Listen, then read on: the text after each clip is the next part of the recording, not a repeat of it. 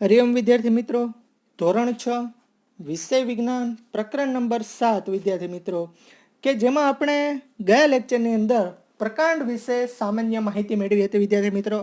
હવે આપણે જાણીએ છીએ કે વનસ્પતિ જે છે એને આપણે મુખ્યત્વે 3 જૂથમાં વહેંચેલી છે: છોડ, ક્ષુપ અને વૃક્ષ. છોડનું જે પ્રકાંડ છે એ લીલું, પાતળું, કુમળું હોય છે, જ્યારે ક્ષુપનું પ્રકાંડ જે મજબૂત હોય છે પરંતુ જાડું હોતું નથી. જ્યારે વૃક્ષનું જે પ્રકાંડ છે એ ઘણું મજબૂત હોય છે, જાડું હોય છે અને બદામી રંગનું હોય છે વિદ્યાર્થી મિત્રો. ત્યારબાદ વનસ્પતિના મુખ્ય ભાગો વિશે ચર્ચા કરી હતી કે વનસ્પતિના મુખ્ય ભાગો ક્યાં ક્યાં છે: મૂળ છે, પ્રકાંડ છે, પર્ણ છે, પછી ફળ છે, ફૂલ છે. આ બધા જે છે એ વનસ્પતિના મુખ્ય ભાગો તરીકે ઓળખાય છે વિદ્યાર્થી મિત્રો. ત્યારબાદ આપણે પ્રકાંડ વિશે ગયા લેક્ચરની અંદર માહિતી મેળવી હતી વિદ્યાર્થી મિત્રો. આના માટે આપણે એક પ્રવૃત્તિ કરી હતી. ફરીથી એક વાત સમજી લઈએ કે પ્રકાંડનું વનસ્પતિની અંદર કાર્ય શું છે વિદ્યાર્થી મિત્રો. તો આપણે એના માટે એક પ્રવૃત્તિ કરી હતી. આ પ્રવૃત્તિની અંદર આપણે કઈ કઈ વસ્તુઓ લીધી હતી વિદ્યાર્થી મિત્રો? તો કે એક કુમળા પ્રકાંડ સાથેનો છોડ અને બ્લેડ જોઈશે વિદ્યાર્થી મિત્રો, પ્યાલો જોઈશે, પાણી અને લાલ અથવા વાદળી શાહી વિદ્યાર્થી મિત્રો.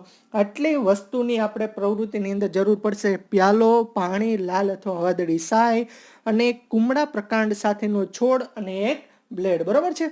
હવે આપણે પ્રવૃત્તિ કઈ રીતે કરી હતી એ જોઈ લઈએ.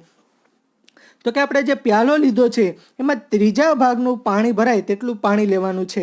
પાણીમાં થોડાક લાલ અથવા વાદળી શાહી ઉમેરો વિદ્યાર્થી મિત્રો. શું કીધું છે કે આપણે એક પ્યાલો જે લીધો છે એમાં 1/3 જેટલું પાણી ઉમેરવાનું છે. આ પાણીની અંદર હવે આપણે જે લાલ અથવા જે વાદળી શાહી લીધી છે એના થોડા ટીપા ઉમેરવાના છે. હવે પ્રકાંડને આધાર પાસેથી બ્લેડ વડે કાપીને આપણે જે આકૃતિ દેખાડેલી છે એ રીતે પ્યાલાની અંદર આ જે છોડ છે એને મૂકવાનો છે વિદ્યાર્થી મિત્રો, અને બીજા દિવસે એનું અવલોકન કરવાનું છે.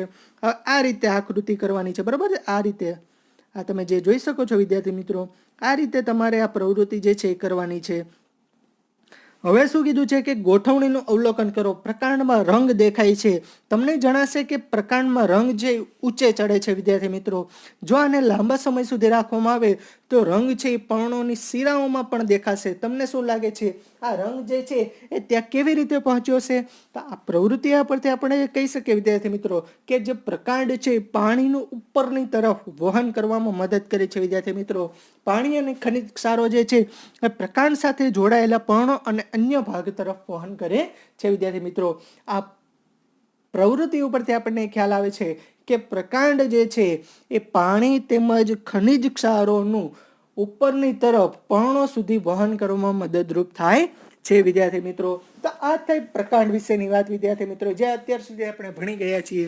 હવે આપણે પ્રકરણમાં આગળ વધીએ, જેમાં આજે આપણે પર્ણ, જેના ઇંગ્લિશમાં લીફ કહેવાય છે વિદ્યાર્થી મિત્રો, એમાં આગળ વધીએ. તમારી આજુબાજુની વનસ્પતિના પર્ણનું અવલોકન કરો અને તેનું ચિત્ર જે છે નોંધપોથીમાં દોરો. શું બધા જ પર્ણ કદ, આકાર અને રંગમાં સમાન હોય છે વિદ્યાર્થી મિત્રો? શું કીધું છે કે તમે તમારી આજુબાજુની વનસ્પતિના પર્ણો જે છે એનું અવલોકન કરો વિદ્યાર્થી મિત્રો, તેમજ એ તમે જે અવલોકન કરેલા પર્ણ છે એની આકૃતિ જે છે, જેનું ચિત્ર જે છે એ નોંધપોથીમાં દોરો.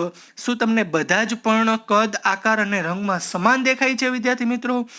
તેઓ પ્રકાંડ સાથે કઈ રીતે જોડાયેલા છે? પર્ણના જે ભાગથી તે પ્રકાંડ સાથે જોડાયેલું હોય છે તેને પર્ણદંડ કહે છે વિદ્યાર્થી મિત્રો. તમને 1 માર્કની અંદર પૂછી શકે કે પર્ણદંડ એટલે શું?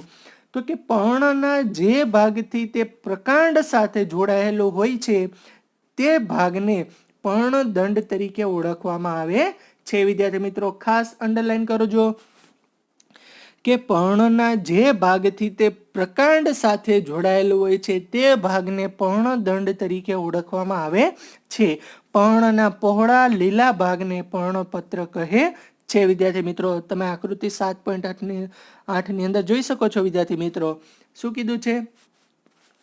આ જે છે એ પર્ણદંડ છે વિદ્યાર્થી મિત્રો, અને આ જે છે એ પર્ણપત્ર છે વિદ્યાર્થી મિત્રો. પર્ણદંડ એટલે આપણે શું કીધું હતું કે પર્ણના જે ભાગથી તે પ્રકાંડ સાથે જોડાયેલો હોય છે તેને આપણે પર્ણદંડ તરીકે ઓળખીએ છીએ અને પર્ણોના પહોળા અને લીલા ભાગને આપણે પર્ણપત્ર તરીકે ઓળખીએ છીએ. આ જે પર્ણોનો તમે લીલો અને પહોળો ભાગ જે જોઈ શકો છો વિદ્યાર્થી મિત્રો, એને આપણે શું કહીએ છીએ તો કે પર્ણપત્ર કહીએ છીએ વિદ્યાર્થી મિત્રો. અને આ જે છે એ પ્રકાંડ છે વિદ્યાર્થી મિત્રો, અને આ જે છે એ પર્ણદંડ છે વિદ્યાર્થી મિત્રો, જે હમણાં આપણે જોઈ વ્યાખ્યા. પછી શું કીધું છે કે શું તમારી આજુબાજુની વનસ્પતિમાં તમે પર્ણના આ ભાગને ઓળખી શકો? શું બધા જ પર્ણ અને પર્ણદંડ હોય છે? ચાલો પર્ણની છાલ કાપી પર્ણની છાપ લઈ અને તેને વધુ સારી રીતે સમજીએ. જો તમે એવું વિચારતા હો કે પર્ણ સહી કરી શકતા નથી, તો હવેની પ્રવૃત્તિ તમને ફરીવાર વિચારતા કરી દેશે વિદ્યાર્થી મિત્રો. શું કીધું છે કે ચાલો પર્ણની છાપ લઈને તેને વધુ સારી રીતે સમજીએ. જો તમે એવું વિચારતા હો કે પર્ણ સહી કરી શકતા નથી, તો હવેની પ્રવૃત્તિ તમને ફરીવાર વિચારતા કરી દેશે વિદ્યાર્થી મિત્રો. તો આજે આપણે આ પર્ણ સુધી રાખીએ વિદ્યાર્થી મિત્રો. હવે જે પ્રવૃત્તિ છે આપણે હવે પછીના પીરિયડમાં સમજશું. હરિઓમ વિદ્યાર્થી મિત્રો.